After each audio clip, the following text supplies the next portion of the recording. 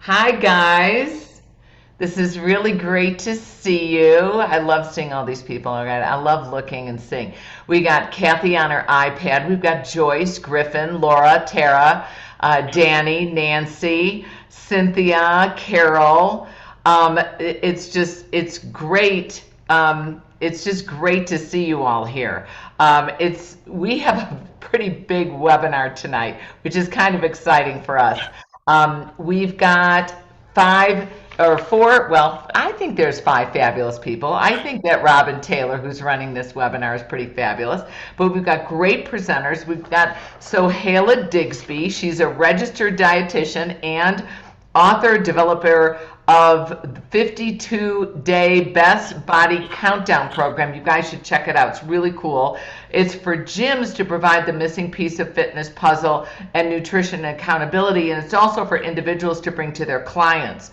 She's got over 20 years experience as a fitness pro and a registered dietitian, and she provides nutrition coaching all around. Really kind of cool. And we've got Melissa Lane, who I don't even think I've ever mentioned this, that Melissa, we didn't have you, you applied and applied and applied. We didn't have you for 7 years. I'm such an idiot. It's not me. I'm going to blame it on my staff. Okay, that's what. And Melissa now has been presenting for us, what, how many years? I think we're on 14, I think. So I think we're on, yeah. tried But for it feels seven. like three. It feels like just yesterday. She's amazing. She is on the kinesiology department, faculty member at the University of North Georgia. She has 35 years of experience in the fitness industry, a master's degree in exercise physiology, and she's also a published author with Human Kinetics. She wrote a book on water exercise. She is on our faculty. She leads certification on nutrition, hormones, and metabolism. This certification she's going to be doing live streaming at our nutrition summit, which I'll show you later. And she also is a very strong contributor to our active aging certification and has led it. Dr. Mike actually a recent presenter for us. We met him over the pandemic, and he's amazing. He teaches in the exercise science and sports performance program at the Grand Canyon University in Phoenix, and he's spoken at over 40 events, including NSCA. Oh my gosh, there's so many. He's also published in over 24 peer-reviewed and non-peer research journals, and he's written 9 book chapters. And we have Paul Christopher, who is another really good friend of ours who we just met. Like I'm royalty. Like that I met, really got to know over the pandemic. Amazing, amazing presenter. And he's the owner of Gravity and Oxygen Fitness in Boca Raton, Florida. I'm going to wait until February until I come visit him. And he holds degrees in athletic training, sports medicine, and healthcare administration. He's also a NATA certified athletic trainer, NSCA certified strength and conditioning specialist, and an NASM certified personal trainer. So he's just amazing. We've got these amazing people on, and what we're going to talk about is whether you are looking to cut down with lean muscle or are a power lifter chasing a new personal record. Most individuals consider load and volume when it comes to weightlifting, load and volume, also frequency. However, there are a multitude of factors that contribute to this hypertrophy or hyperplasia. And we're going to look at this. We're going to look at the relationship between hormones, nutrition, training strategies, muscle gain, and what our long-term goals would be. I'm Sarah Cooperman. I always forget to introduce myself. I'm the CEO of SCW. And I'm going to start with you, Dr. Mike. What's the definition of hypertrophy and how does it differ from hyperplasia? All right, thanks for having us. Welcome everybody. So, by basic definition, is that muscle hypertrophy is an increase in like cross-sectional area, or how big the muscle fiber actually is, versus hyperplasia is an increase in overall number of actual fibers. So, the vast majority of people who talk about increasing lean body mass or getting stronger, I mean, it happens through hypertrophy versus like hyperplasia. You've seen a little bit more research in the animal models with hyperplasia, but I mean, really in humans, I mean, the vast majority of it is going to be done through hypertrophy. So you have an increase in cross-sectional area, and where you have an increase in cross-sectional area, you have increases in the main types of contractile protein, so actin and myosin will help contribute to force production. So as you increase cross-sectional area, the cross bridges that occur per that cross-sectional area also increase, right? So you can't really increase one without increasing the actual other. And there's actually a couple of different types of hypertrophy, like do the fibers increase like serial hypertrophy or sarcomere hypertrophy, or more increase in like in parallel. So one's kind of like stacked in series, or do they run in parallel? It's typically more, if I can remember correctly, I believe it's more in series than it actually is in parallel. So there's some argument there, but by definition, that's how it operates. Okay. Yeah. Now I'm going to turn it over to Paul, and I'm going to say, Paul, I want you to simplify this for us. But for you guys at home, you can move your mouse. You can go to the bottom of your screen. You see that green share button. And to the left of that, you're going to see the chat box. And I think there's already 10 people have put their names in and where they're from. It's really fun to see people are from all over the country. So do put your name in. Tell us where you're from, and remember, this is your webinar. This is your webinar. It's perfectly welcome for you to type in questions. Hi, Grace from Texas. Hi, Hannah from Georgia. I love this. I love to see where you're from, and I want to hear you ask questions. Now, Paul, you were doing some really fun things with your hands, and maybe we should just leave you alone and let you do what you want to do, but we would like to understand what the heck you were doing. Okay, so I was touching on Dr. Mike, and he's saying that what we're doing is we're increasing the cross section of the fibers we already own. All right, so touching exactly what he said, validating it, is that hypertrophy is the growth of the current fibers you possess. Hyperplasia is creation of new fibers. In humans, hyperplasia has not been shown to exist. It happens in animals. So for example, a lizard has his tail cut off, he can grow a new tail. If my arm is cut off, I'm not growing a new arm. So when that new tissue is not being made from a muscular standpoint, okay?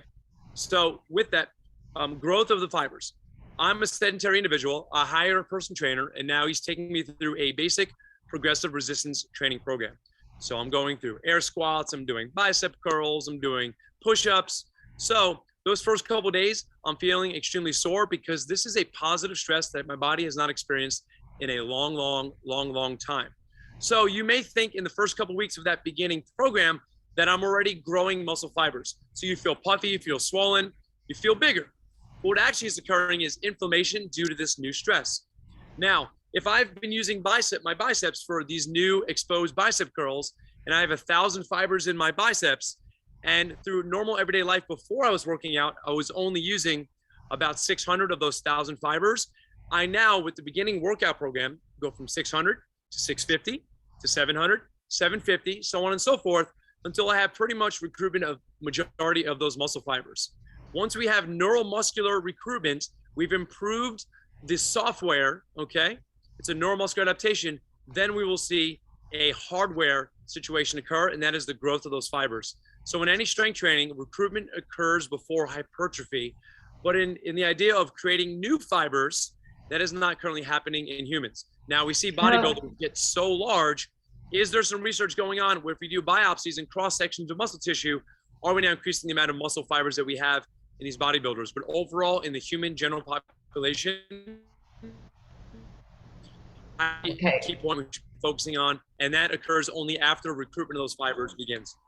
And Melissa, you know, the first thing I heard Paul talk about was inflammation, that the first thing you're going to experience is inflammation. You were talking about some research earlier regarding how quickly your body's going to adapt. Well, the research that we were talking about actually had to do with the animal models. And I think that brings up the fact that when they put cats in cages, and that's who the majority, well, the research has been done on cats, mice, rats, and chickens.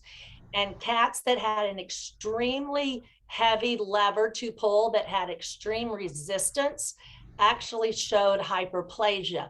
But when the resistance was lower, there was only hypertrophy. So they weren't increasing the number of muscle fibers, they were increasing the size.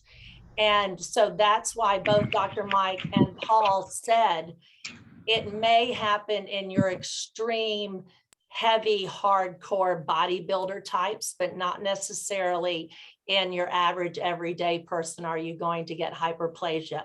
But the inflammation that you're first going to feel is simply your stress to a new stimulus on your body. And then we can talk later on about how the nervous system reacts in those first 8 to 10 weeks. And how does the nervous system act in those first 8 to 10 weeks? In the first 8 to 10 weeks, you're not actually gaining muscle size of your existing fibers. You're actually increasing the neural output from your brain to your motor unit. And the motor unit is simply the connection between your nervous system and your muscle. So in the first 8 to 10 weeks, the nervous system is creating more motor units so that things fire more, I don't want to say more rapidly, but more effectively. And you're creating a more I can't say this word. Things become more synchronous. They become more synchronized. Yes. The synchronicity is Synchronicity, improved. Yeah. Rate coding and synchronization was like the firing frequency of like motor neurons. I think it's important to distinguish that, when you talk about hypertrophy, most of the stuff that people talk about is like chronic hypertrophy, right? But you also have transient hypertrophy, which happens, of course, like during the workouts, which the technical term is like exercise hyperemia, but it really is like the pump, increases in blood flow, increases in cell swelling, lactate increases, more of the actual like what's called like metabolic, stress markers, or increase in metabolite markers. So like there's transient hypertrophy, which happens almost every single, session, but then you have also can exhibit like chronic hypertrophy, as well. So it's important that people understand, the difference. And when you talk about like neuromuscular adaptations, I know colleagues of mine, like, Brad Schoenfeld has actually talked about, because the traditional model is like, 8 to 10, upwards of 12 weeks, you're not going to see much hypertrophy. Nowadays, you can actually see it as little as 6 weeks. But the 8 to 10 week marker is really for like literally people who have never lifted like in their life, like ever, right? It's not somebody the difficult thing is, I hear what you're saying, Dr. Mike, but I'm going to go to Sohaila. We need to be able to break this down to our clients. We need to say, okay, you're going to feel swollen, you're going to feel a little bit bigger. You got to stick with me beyond this 8 to 10 week mark, because and how can we articulate that to our clients, Sohaila? I think that's a great point, because I think a lot of them come to us for weight loss, right? And or to see their muscular definition. And I think we should use it as practitioners or trainers as a reason to help them to stay with us beyond the point where most people tend to quit before they really see the best effect. And sometimes, if they are looking at a scale to see if they're gaining or losing, they might be losing fat tissue while they're gaining muscle.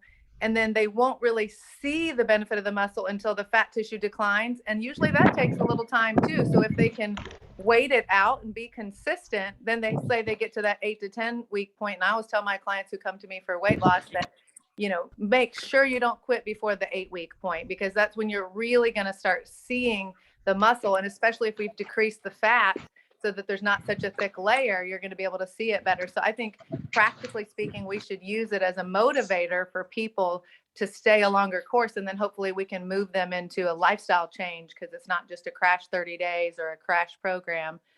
So I think we should use that research to motivate them to stay with it.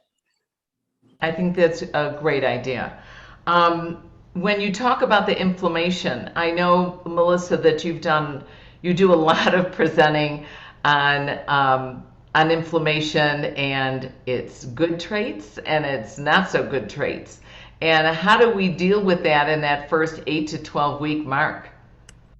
I think the number one thing that we have to watch out for, which is something that America is so bad at, and that is overtraining. When you first get started, you go in gung ho and you tend not to listen to your body. And you want your inflammation to ebb and flow, because when your inflammation goes up, your variety of cytokines rush to that area. They're kind of like first responders at an accident, and you want your cytokines to do their job. But then there are certain cytokines that actually clear away the remaining mess. And we have to wait until our body ebbs and flows with the inflammation before we train again. But we've got so many places in America that are emphasizing do HIIT training every day and break your muscle down every day. And we have to remember to train sympathetically and parasympathetically and not lift heavy every day to the same body part. How do you train your clients, Paul, when you're trying to make this balance between you want them to come to you as often as possible, and you want them, but you also want them to have the best results? Is there a balance that you try to reach? Absolutely. So I'm very much a principle-based practitioner. So a colleague of mine a long time ago said, strategies are many, principles are few. The strategies may change, but the principles never do. So when it comes to movement principles, I go by 4 basic pillars: locomotion, a human getting from point A to point B; level change, mastering your own body weight against gravity; pushing and pulling, since all joints experience compression and tension; and then rotation, the human body is organically a transverse creature. Now, the strategy in which I do that, and all of the practitioners in the world, is in the artistry. So to prevent redundancy of programming, I'm still attacking locomotion. So it may go from walking lunges with dumbbells into a sled push, all right? It may go from air squats into box step-ups, so I'm still emphasizing and celebrating level change. So as long as I adhere to human movement principles and apply resistance to it, no matter how I attack that from a strategy standpoint, the artistry stays fresh and the client keeps coming back for more, because you're not giving them redundant workouts, and that's where they're coming in for that expertise and knowledge. Interesting. And so, Helen, how do you balance that with their nutrition?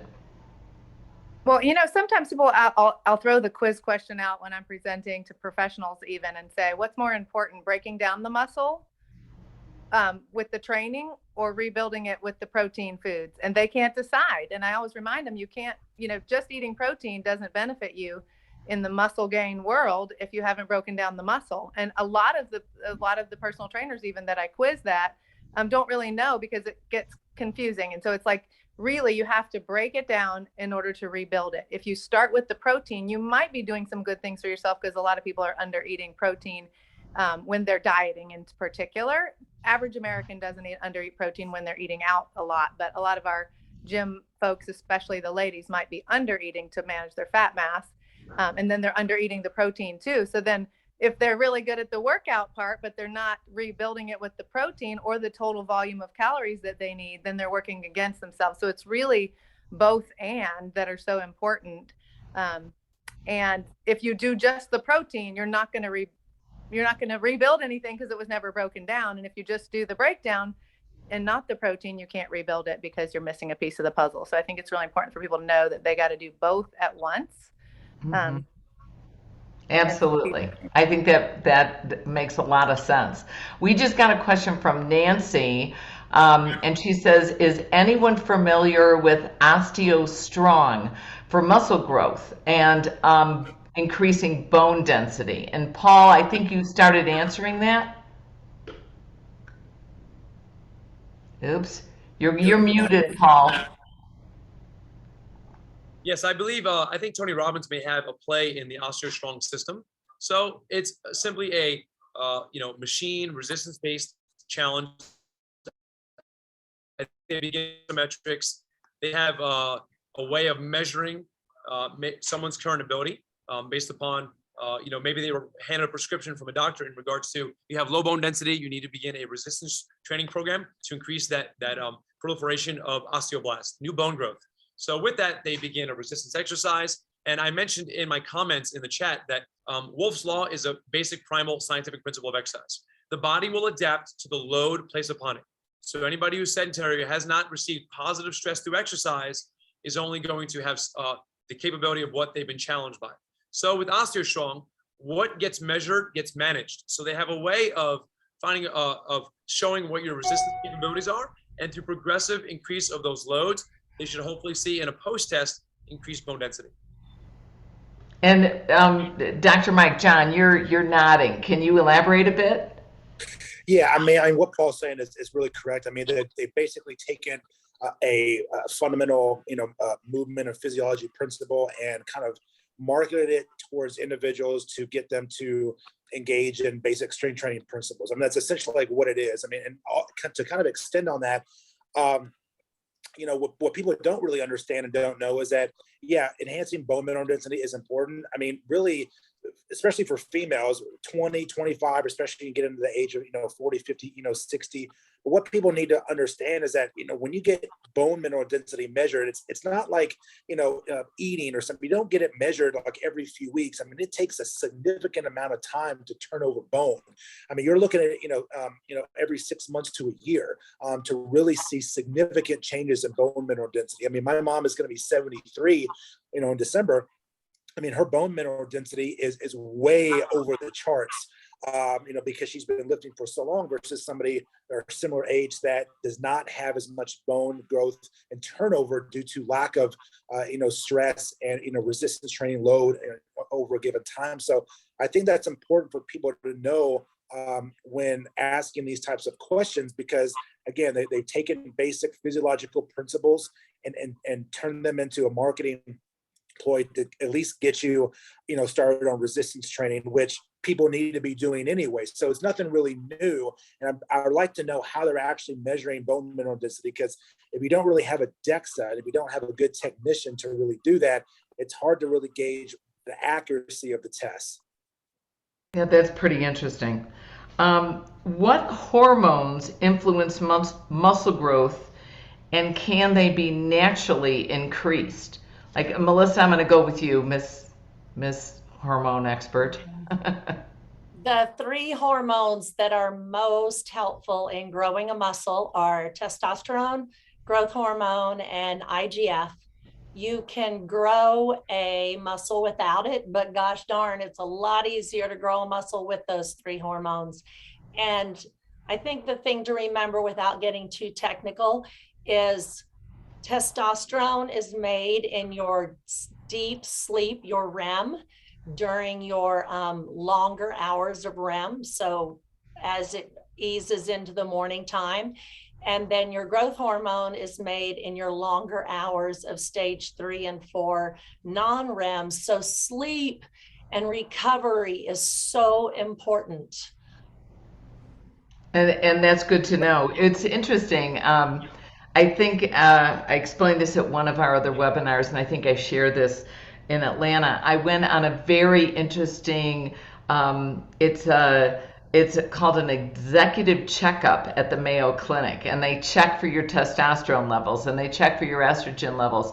And one of the physicians there, you go from doctor to doctor to doctor. It's really cool. I'm perfectly healthy, but it was very convenient because you see all your physicians like in 2.5 days. So it saved me a ton of time. And they do this for C-suite people, for anybody who's a CEO, a CFO, a CIO, whatever. Anyway, I went to it and we were talking about estrogen and we were talking about testosterone. And the physician said to me, he said that he was worried that people are looking at taking a lot of artificial testosterone, similar to the way women take artificial estrogen.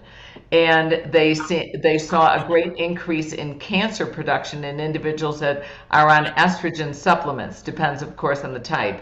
But they anticipate that if people start taking these testosterone supplements, they're going to see a similar increase in cancer in the male patients and some of the female patients that may be taking more of the testosterone. And I thought that was really fascinating. And Melissa, I was wondering if you had any thoughts on that. Well, I kind of want to add to that. When you get your hormones measured, of course, they're going to do a blood draw. So they're measuring your free testosterone and your free estrogen that is in your bloodstream. And you actually have a protein binding substance in your bloodstream called sex hormone binding globulin. It's abbreviated the big SHBG. And whenever you have SHBG in your bloodstream, it binds to your sex hormones and it's not measured in your testing. And the one thing that they've discovered in recent research is that high levels of insulin actually increase your SHBG. So the more insulin that is in your bloodstream because of the higher levels of blood sugar, which we all know that, so it was like, I want to say something. We all know that high levels of blood sugar are not good for you either. So if we can keep our insulin levels lower, that lowers our sex hormone binding globulin, which gives us more of your important steroidal hormones. Very interesting. So, Hala? And I think, again, I think with a lot of our clients, we need to think about what's going to motivate them to do the hard work that we're asking them to do. And one of them, like she was just saying, is if we want to help them manage their insulin, that's another reason, not just because you have a roller coaster all day of high and low sugar crashes, and not just because you want your body to use the free fatty acids and not always just be burning glucose and glycogen, but also because you want that piece. You want all the hormones to align properly. And one of the best ways you can manage your insulin is not eating simple sugars. And if you do have something that's a little more on the simple side, prioritizing protein and fiber along with it. And so I tell a lot of my clients, if there's nothing else you can do when it comes to sugars, like if you can't cut them all out by the time we talk, add a protein or a fat beforehand and make sure you have fiber in that meal. And that way it at least reduces the amount of sugar by volume. And then it also reduces the response of the insulin having to say, we got to get this blood sugar out of the bloodstream. And you don't want your insulin always having to do that. So taking bigger breaks between meals. I know in the 90s, we used to say, lots of small meals, but then we realized people just graze on Oreos and cold fries off their kids' plate and call it a small meal. So we realized really we need them to have more dense meals with all the macronutrients, especially focused on protein and fiber, which brings in the fruits and vegetables, and then beans and all that good stuff, and then give some space for the body to respond, for the microbiome to respond, for the hormones to respond, for the digestion to respond, and then for the insulin not to always be spiking. And a lot of people think if I make a lot of muscle and I work really hard, I can eat whatever I want.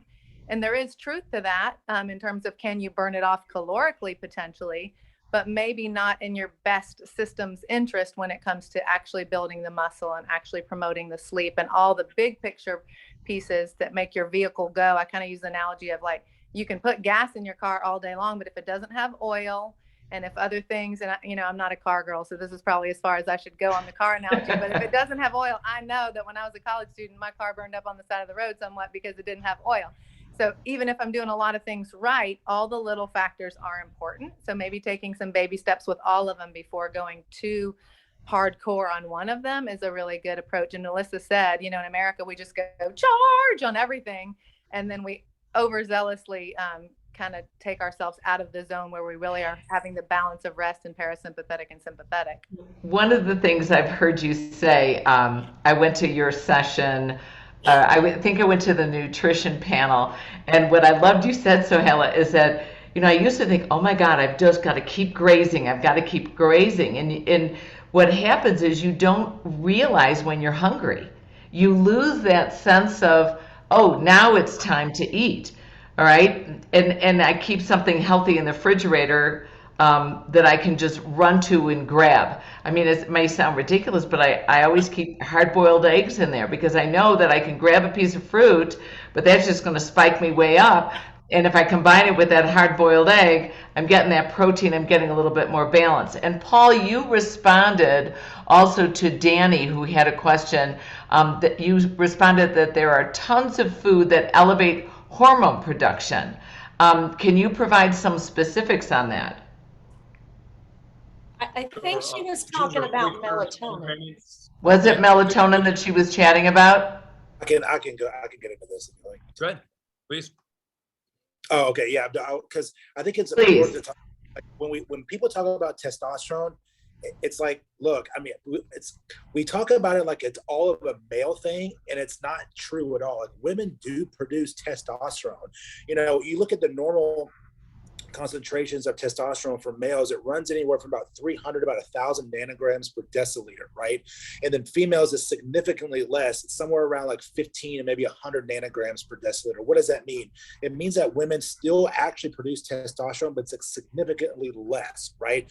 And there's been some argument in the science over the years that because women produce less testosterone, they likely can substitute a higher growth hormone output, because of that. And so, when you get into like testosterone replacement therapies, especially now, because of a lot of the, foods with added preservatives, chemicals and things of that nature, junk food and processed food is known to lower testosterone and infertility in a wide range of subjects. And so when someone is low test, like you can be 400 nanograms per deciliter, so you're still considered like in the normal range, but you're low on normal. So if you're somebody who's trying to gain lean body mass and get strong, yeah, you can still gain some strength, but you're not going to maximize your output because your hormonal level is low. I mean, I've had some former students that are on testosterone replacement therapy, and they're 28 years old, they're 30 years old. Normally this is not the case, right? So just because you're an older adult doesn't mean that those people are just for testosterone therapy. The other thing is that there's complex mechanisms that enhance testosterone, and there are some foods over time that can do it. There's zinc, there's vitamin D, particularly when you're 4,000, 5,000 IUs of vitamin D, per day. I mean, obviously resistance training is going to be probably the biggest magnitude driver, of testosterone. So those are some things that I would like to say. Lifestyle choices, obviously, but even performance enhancing drugs or pharmaceuticals can certainly obviously enhance testosterone. Obviously, do it through a doctor prescription, which would be the better way to go. I think we lost him just a little bit. That's really fascinating. The other thing that's interesting, and I think Melissa, you can speak to this. Aminos, yeah. Actually, it's probably me that.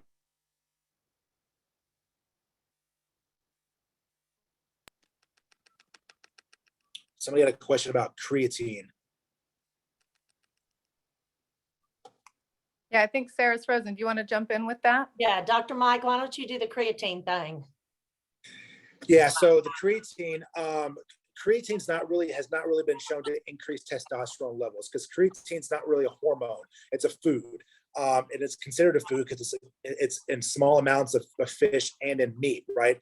So again, one of the reasons why people can use creatine supplementation to, enhance buffering capacity, of muscle, enhance the what's called the phosphorylation, or adding phosphate groups onto added ATP and ADP molecules. Basically, what it means is that you can train and exercise at a higher intensity, and have a greater ATP turnover rate.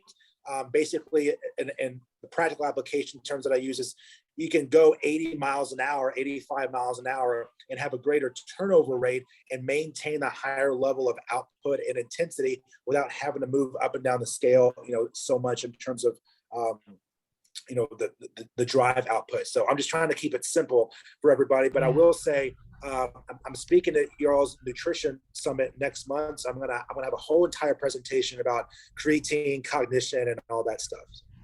And Melissa, you're nodding, so I know you've got some comments. No, actually, I'm not an expert on creatine. I just know how it operates in the energy system, and he hit the nail on the head. It lets you go longer in your higher intensity, all out power energy system, but it's not going to increase your testosterone level, and your amino acids aren't going to increase your testosterone level either. They're just going to help provide the substances that you need to make your muscle grow once you break it down. So like Dr. Mike said, one of the best ways to raise testosterone is to lift, and to lift heavy. And then I'm going to jump on the sleep, and somebody asked about some things to help you sleep. Right. Well, foods, but I think you need to even look at your lifestyle more than that. We know you make melatonin in greater quantities when you get away from the blue-green light. So get off your cell phones and everything else an hour before bed. Make your room cooler. A little bit of tryptophan before you go to sleep, and sleep in loose clothing. Tight clothing decreases your melatonin levels. So sleep and lifting heavy are your big two. So sleep in a cold room naked. There we go. Okay, I gotcha. Yeah, simplifying. Paul, you grabbed something. What did you grab? Oh, you're muted. Touching back on creatine, okay? So what's the molecular form of energy? Adenosine triphosphate. See these? There you go. So we use this so the muscle will utilize one of the phosphates in part of the muscle contraction process. Now, what's the byproduct? Adenosine diphosphate. So we have ADP, which is what we would consider waste, right? When we excrete. Now, what the creatine does, it helps bind and finds that free phosphate and then recycles, like Dr. Mike said, it brings in a phosphate back into the mix. So what you thought the ADP was leaving says, hold on, come on back here. I got another phosphate for you.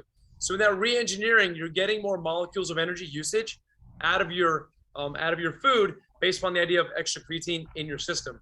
So in that, you're able to go longer and perform better. And in the extended time of performance, you should hopefully be able to get more repetitions, more sets of your loaded exercise, and thus hopefully the byproduct is muscle growth.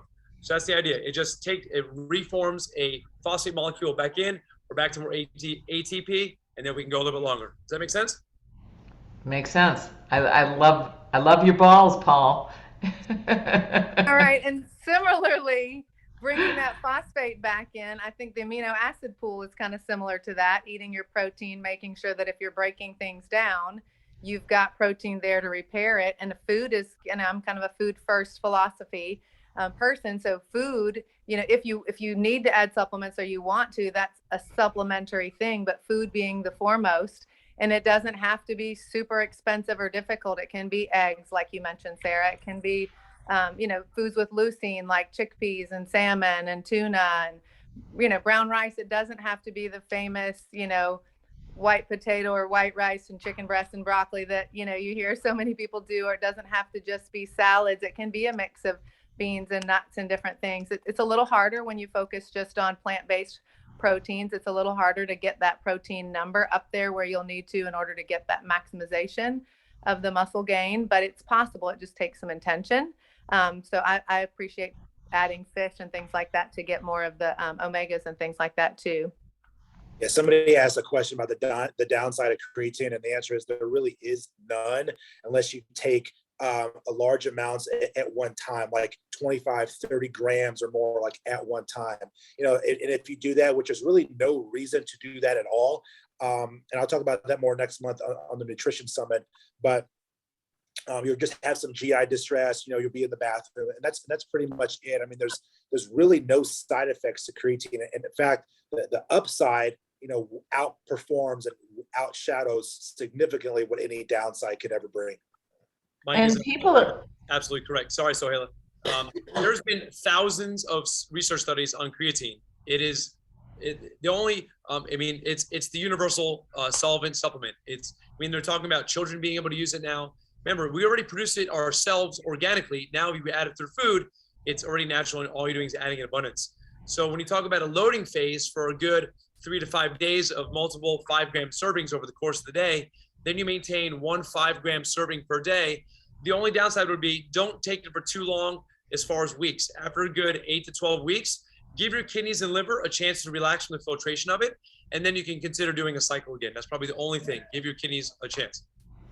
And make sure the people who are utilizing it are hydrated well, because I know a lot of, my 18-year-old son did a lot of lifting, and then he hit a point where he was following the creatine bottle, and we talked about this. It'll tell you to do the mass loading a little longer than it needs to for the sake of their dollar bills.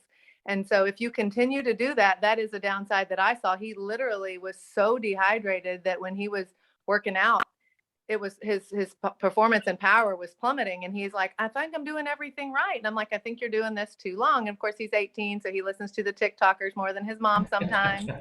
But, I think that's the only downside that I tend to see is people are already struggling with their hydration. So I tell them, pinky promise, if you're going to add creatine, that you've already got to be really well hydrated and focusing on not just following TikTokers or the back of the bottle, but really trying to do it with a research-based. Yeah, and some of the newer mentality. science out now with position statements from International Society of Sports Nutrition, they have position statements on creatine and all that stuff. You really don't need to load, anymore. So that the traditional loading phase, you don't really need to do that anymore. You can just start taking it. I mean, you can take it year round. I mean, I know Paul mentioned to cycle in and out if you like, and I would agree to that, for the most part, unless you're also maybe taking some additional medications for other things that I had to go through kidney filtration, but creatine has actually never been associated with kidney or liver function, just the same way protein has. So just to throw it in the mix. But the supplement providers are going to keep telling you to load because that's how they make their money. So they're going to keep telling you to load. So just, a lot of the population that wants to load is vulnerable. They're ready to do whatever it says. So just have to be careful on that. And we did have a question on post-workout drinks. And I also wonder about the timing of that. And I wonder about different foods that you might want to ingest post-workout that might enhance muscle growth. Melissa, you're kind of nodding there. What are your thoughts on that? Oh, I'm sorry. I wasn't nodding. I was probably bouncing up and down. But we do know that your insulin receptors are most sensitive following your workout. So if you can get a liquid type of replacement, whatever your goals are after your workout, that would be ideal because the liquid will pass through your GI system faster than a solid will, but it all depends on what that person's goals are.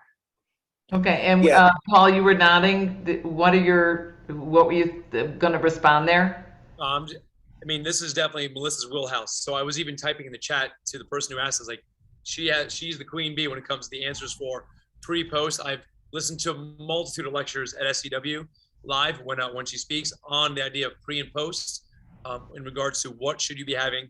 And I think Diana was asking about protein post-workout. Well, if you microscopically have ripped muscle tissue, right, it would make sense that we need amino acids and the building blocks of protein in order to begin that repair cycle. But as Melissa said, and I quote her, your body is on a search party for carbohydrates post-workout. Isn't that correct, Melissa? I don't know that I've ever said it that way, but sure, let's go with that.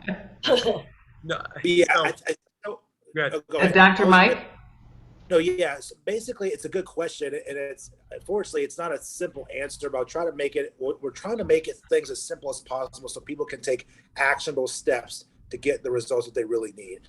The fundamental reason to have protein, post-workout or even pre or even during. So you have pre-workout, you have peri-workout, which is during, and obviously post. The whole purpose of that is to try and maintain or increase protein synthesis, right? So you don't have to have a large protein degradation, right? So during workouts, when you're breaking things, down for energy usages, you do have increases in protein degradation. You're trying to maintain as much protein synthesis without significant degradation in order to maintain as much lean body mass, as possible, to try to maintain like what's called the amino acid pool, right? So during like long distance endurance, exercises like, the marathons, the triathletes, extreme types of exercise, I mean, you go through so much energy output, like it's insane. You don't really need to worry about if you need a protein shake afterwards. You need to be worried about getting calories in, right? So, if you're someone who's like 8,000 calories, you don't really need to worry about how much actual specific grams of protein, because the more calories that you consume, you'll get the amount of protein that you really need. And then you have the opposite effect. When you're in a caloric deficit, particularly those that are dieting or doing physique shows and all that stuff, your protein intake has to be even higher, right, in order to maintain lean body mass. So it's a good question. It's just, what are your goals, right? And what are you trying to really achieve? If you're somebody that's doing 30 to 45 minutes of exercise, yeah, a shake is great. Do you need a large Papa John's pizza after that? No. So there's a lot of variability, but the overall There's a lot of variability. I'm gonna scoot right here. We're running out of time. I'm gonna share my screen with you guys right here. This is Dr. Mike keeps talking about the wonderful nutrition summit that Sohaila is going to be on. Melissa, Dr. Mike. I'm not Paul. I'm not sure if you're on this one. You're on the PT one that's virtual. I know I'll see you guys at Midwest Mania, but I'm going to show you a video right here. It's a great conference.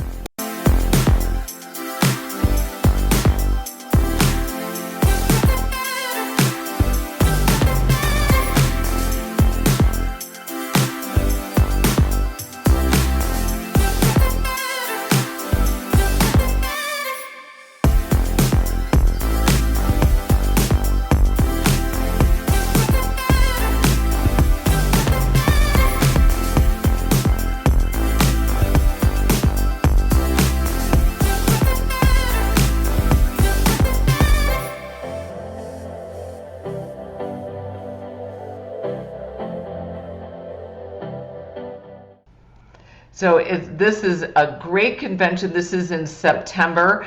It's completely online. It's only $99 if you want to attend it live. It's one full day. There is 24 sessions that go on throughout the conference. It's just on a Saturday, and you can see here it starts at 10 a.m. East Coast time and it ends at about 5:30 East Coast time. And it's got 4 sessions going on simultaneously, which is kind of cool.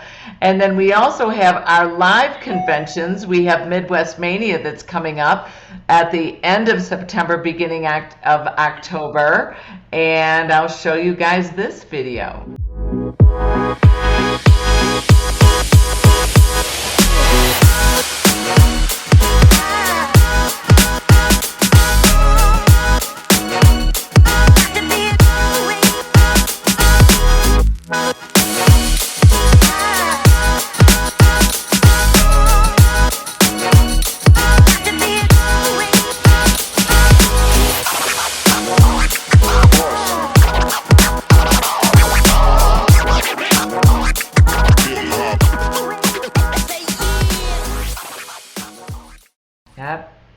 Yep, there's the bean in Chicago. So I hope to see you guys in Chicago. We have Dallas Mania, Dallas coming up next weekend. We have Chicago that's going to be at the end of October. And then 2 weeks before Thanksgiving, in the beginning of November, we're going to be back in Boston in Danvers.